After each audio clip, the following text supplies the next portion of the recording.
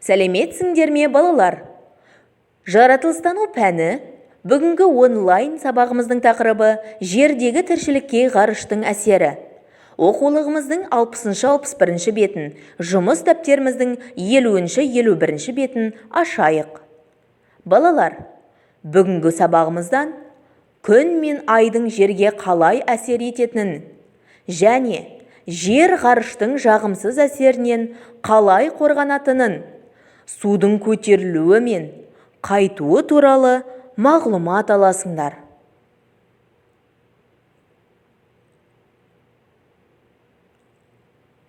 Балалар, суреттен қандай ғарыш денелерін көріп тұрсыңдар? Дұрыс айтасыңдар. Күн дегеніміз не? Ал жер дегенше? Жақсы балалар. Барлық ғарыш денелері бір-біріне әсер етеді. Күн жұлдыз болғандықтан жарық шығарады. Ол жер мен айға жарық түсіреді. Жер ғаламшар. Ғаламшарлар күн сәулесін шағылдырады. Ай да күн сәулесін шағылдырады. Күн сәулесін неліктен жердегі тіршіліктің көзі деп атайды? Жер мен ай ғарыш кеңістігінде үнемі қозғалып жүреді. Бірақ қозғалыстары әртүрлі болады. Ай жерді айналады, ал жер күнді айналады. Жер мен айды өз орбитасында ұстап тұратын күш қалай аталады? Ендеше балалар, бейне материалға назар аударыңыздар. Күн жерден 100 есе үлкен және салмағы 333 мың есе ауыр. Күннің үлкен салмағы ғаламшарлар мен күн жүйесінің басқа денелерін айналасындағы орбита бойымен ұстап тұратын қатты гравитациялық тартылысты тудырады. Күн жылу мен жарық ретінде орасан зор энергия шығарады. Күннен шыққан жарық бүкіл күн жүйесіндегі денелерді, мысалы айды шағылыстыру арқылы бізге көрінетіндей етеді. Күн бізден 150 миллион километр қашықтықта орналасса да, оның энергиясы жердегі тіршілікті сақтап тұрады. Ай табиғи серік. Айдың жерді бір айналып шығуына 28 күн уақыт жұмсалады. Ол сағат тіліне қарсы қозғалады. Бізге айдың күн жарығымен шағылысатын бөлігі ғана көрінетіндіктен, оның сыртқы түрі айналған сайын өзгеріп отырады. Біз оны айдың жерді айнала отырып, орны өзгергенде байқаймыз. Ай жер мен күннің арасында болғанда, ол мүлде көрінбейді. Ай жерге қарама-қарсы жақта тұрғанда, біз толған айды көре аламыз. Кейде айдың кішкентай ғана бөлігі көрінеді. Жер басқаларына қарағанда ең жақсы білетін планетамыз. Бірақ Аполлон 8 астронавтары айды айналып шығып, ғарышта қалқып жүрген. Жерді көрген кезде 1968 жылы жердің толық көрінісін алғаш рет алған. Жер күнді айналып жүретін және әрқайсысы күнге қуатты тартылу нәтижесінде өз орнын алатын 8 планетаның бірі. Жер қатты, бірақ көрпемен оранғандай ауа қабығы бар, онша дөңгелек емес доп тәрізді ғаламшар. Балалар, бейне баянды тамашаладық. Ендеше жұмыс дәптерінің 50-ші бетін ашып, күн, ай және жер туралы білімдеріңді бекіту үшін сұрақтарға жауап жазыңдар. Бірінші сұрақ: жердің орбитасы деген не?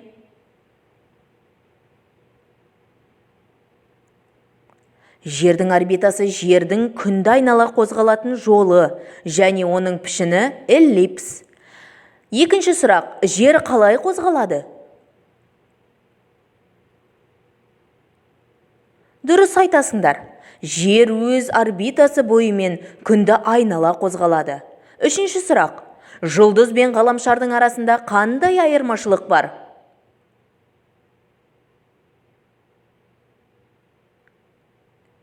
Жұлдыз ғаламшардан бірнеше есе ірі. Ғаламшарлар қатты, сұйық, газ тәрізді, ал жұлдыздар газ тәрізді болады. Жарайсыңдар балалар. Керемет жауап бердіңдер.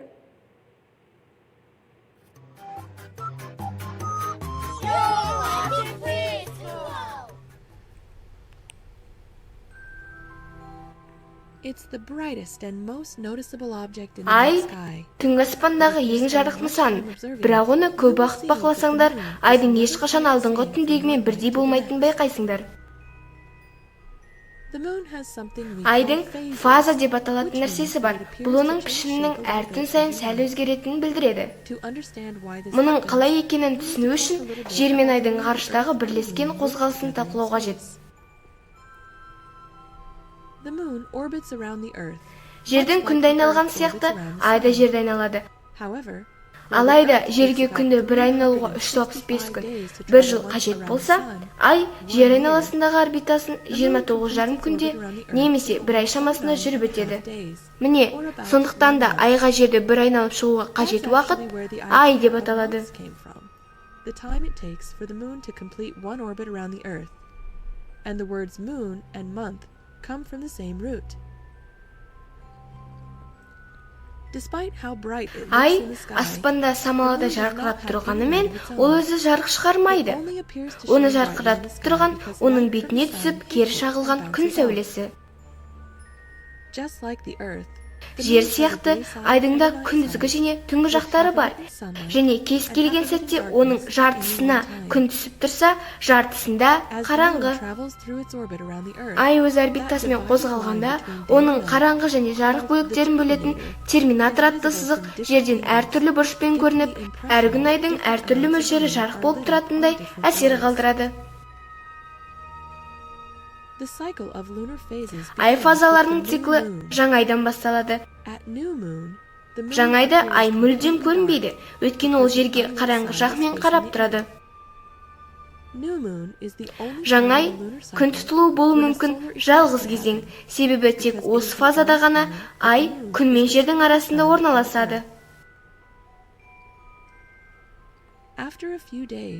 Бірнеше күннен соң ай өз орбитасымен жылжиды да, оның жарық жағының бір бөлігі жерден көріне бастайды. Біздің көретініміз орақ сияқты жіңішке жарық жолағы ғана. Бұл фаза жас ай деп аталады.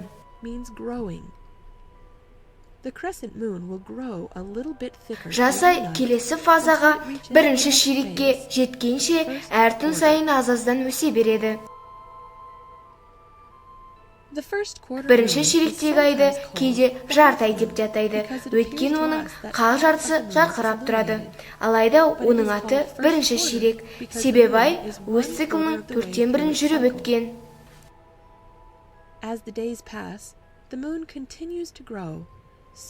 Күндер өте, ай тағы да толысып, 4-ші келер ай фазасын өтеді.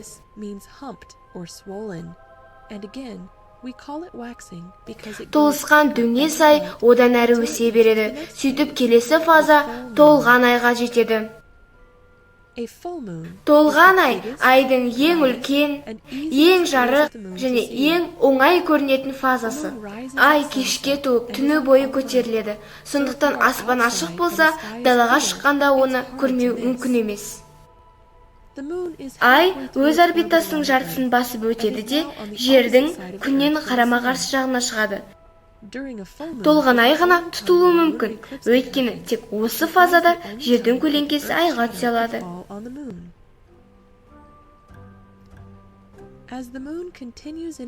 Ай өз жолын жалғастырған сайын қайта кішірейе бастайды, ал оның қараңғы бөлігі арта береді. Толған айдан бірнеше күн өткен соң, ай қайтадан дөңес пішінге енеді. Бірақ бұл жол кеми береді. Кетер ай фазасынан бастап, ай орбитаның қалған бөлігінде тек кемумен болады. Келесі фаза тағы да жарты ай. Бұл жолы ол 3-ші ширек, кейде соңғы немесе ақырғы ширек деп аталады. Себебі ай орбитаның 4-ші бөлігіне жетеді. Көп ұзамай жарты ай ескі айға дейін кемиді. Ескі ай одан әрі кеми беріп, келесі жаңа айға қарай мүлдем жоғалып кетеді. Үлкен әрі жарық және сондай әдемі, әр түні әр түрлі. бірақ бір циклды үнемі қайталап отыратын ай аспандағы бақылауға ең жақсы нысанның бірі. Келесі жолы аспаннан айды көргенде оның қай фазада екенін анықтауға тырыс. Сосын оның пішіні қалай өзгеретінін болжап көр.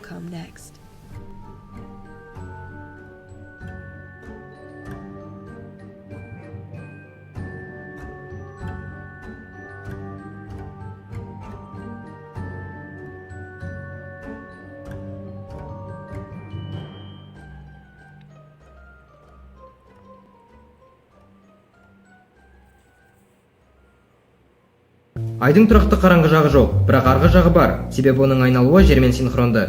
Ол жерді бір айналғанда өзінен де бір айналады. Сөйтіп, күн сәулесі айдың барлық жағына түссе де, біз оны әрдайым бір жағынан ғана көреміз.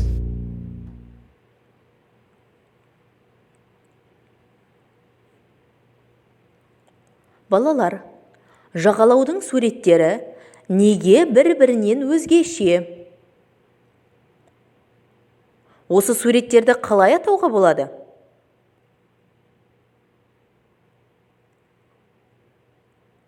Сен білесің бе айдарына назар аударайық. Балалар, күн, ай, жер бір сызықтың бойына келгенде, яғни жаңа ай туғанда су деңгейі ерекше қатты көтеріледі екен. Мұхит пен теңіз жағасының тұрғындарына судың көтерілуі мен судың қайтуы таныс құбылыс. Бұл ай мен жер арасындағы тартылыс күшінің әсерінен болады. Жердің айға қарағанда ірі су қоймалардағы су айға тартылып көтеріледі, ал қарсы жағындағы су деңгейі төмендейді. Жер мен айдың қозғалуына қарай судың көтерілуі мен қайтуының орны ауысып отырады. Мұхит жағалауында су тәулігіне 2 рет көтеріліп қайтады. Балалар, бүгін сабақта ай мен күннің жерге қалай әсер ететінін білдік. Күн жердегі тіршілікке қажетті жарық пен жылуды бөліп, тірі ағзалардың тіршілігіне мүмкіндік жасайды.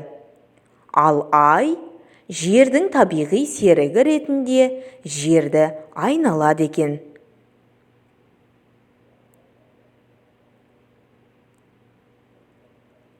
Ендеше оқушылар, үйге берілген тапсырманы жазып алыңыздар. Жаратылыстану кітабы 60-61 бет. Оқу. Сау болыңыздар.